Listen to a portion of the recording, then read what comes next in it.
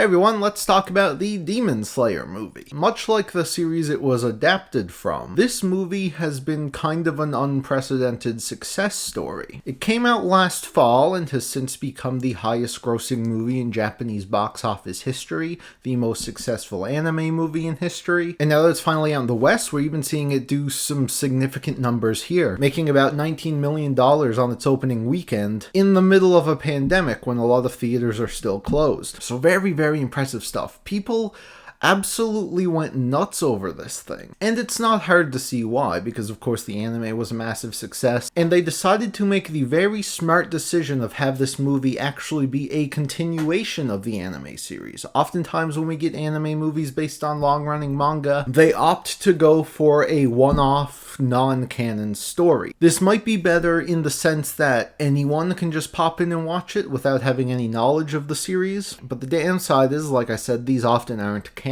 They've made like 20 One Piece movies at this point, and I have no desire to watch a single one, because no matter how cool they might look, you know that whatever happens in them will never affect the story and characters in any meaningful way. But that's not a problem here. Demon Slayer Mugen Train covers, of course, the Mugen Train arc of the manga. A very wise choice because this was a shorter arc anyway, and it fits very nicely into a 2-hour movie. And of course the movie picks up right where we left off in season 1 with Tanjiro and company heading on the Mugen Train. They have to go meet Rengoku, the Fire Hashira, and their mission is to, investigate this train where a bunch of people have been disappearing. And then a bunch of demons show up, they have to fight them all on the train. That's the movie. That's all it is. And for what it's worth, it's pretty damn fun. Now, I've read and reviewed all of Demon Slayer when it ended. You can go check out my review for, my full thoughts on the whole thing. But when I first read this arc, it was really the first one that I really enjoyed. Because up to this point, Demon Slayer had been kind of boring for me, but after I read this, I started to enjoy it. I started to realize what people saw in it. And experiencing it again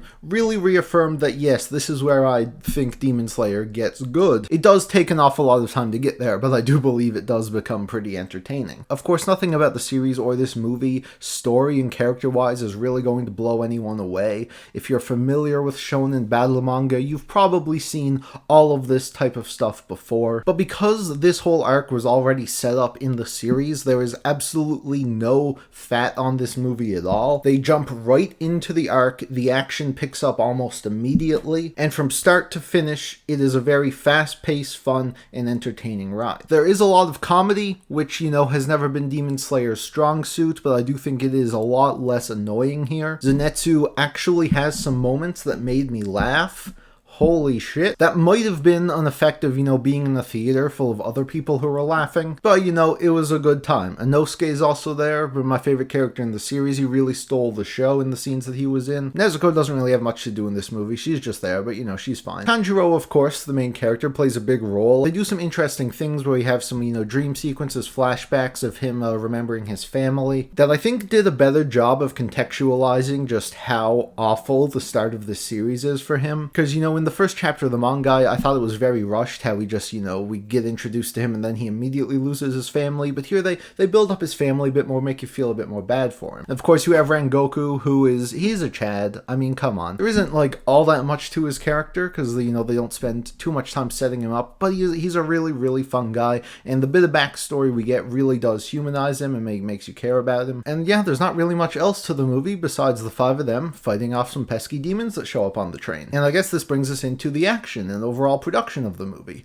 Whew! Demon Slayer, of course, famous for having a fantastic adaptation. Even if I don't really care for the story of season 1, it looks breathtaking. I really love how they took Gotoge's style and just, made it pop a bit more. The colors are really bright and vibrant. There's really never a dull moment in the animation here. It all looks really great. Pretty much all of the action scenes are just full of Sakuga, which looked amazing. Much like in the show, the CGI and the camera work all really complemented the action well. Although there is a sequence that involves Goop, and it's all CGI and it looks like a PS2 game. We still haven't really found a way to make, organic CG stuff like that work well into the anime. but it's not that big a deal. I wouldn't call the overall art direction in the movie fantastic, because, you know, a lot of the shots are just of the train, which is, you know, kind of dull. On the outside of the train, it's all like foggy and gloomy outside, nothing really pretty to look at, but the action absolutely makes up for it. I also want to commend the sound design, especially in the final fight. It made things feel super intense, and even though I knew what was about to happen because I read the manga, I was really on the edge of my seat. Along with the vocal performances, really sold the emotional scenes of this movie. When I finished this arc in the manga, I knew that when this eventually got adapted, it would hit hard,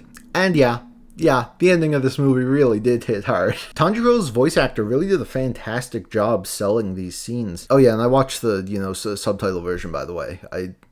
I honestly, like, I can't deal. I can't deal with the Demon Slayer dub. You have to fight! And yeah, all of these elements together made for a really enjoyable time. Now, of course, people are going absolutely nuts about this movie, calling it, oh, it's the best anime movie they've ever seen, it's the best animation they've ever seen. No, guys. It's the Demon Slayer. It's still Demon Slayer, right? If you're a fan of Demon Slayer, you're gonna like it. If you're not a fan of Demon Slayer, this movie probably won't change your mind. But if you were indifferent on Demon Slayer Season 1 like I was, I would still recommend checking this one out, because this is the one that really made me see what a lot of others saw in this series. It's not as good as Disney or Studio Ghibli, and there are a lot of other anime movies that do look better and are more well worth your time. But if you're looking for a really fun movie with some great action, you know, whatever. I'm wavering between a 7 to 8 out of 10 on this one. God, I hope they do this more. I hope we get more movies that actually continue the story of these manga. It hurts my soul every time they announce a My Hero Academia movie and it's going to be an original story. Please kill me. But of course, the problem is that most manga arcs are too long for a movie. That being said, I still wouldn't mind, you know, they occasionally, you know, give us a Shibuya Incident trilogy. That's all I ask. So thank you all so much for watching. If you've seen this movie, you can leave your thoughts in the comments below, and I will see you guys soon for whatever I decide to do next. Woo!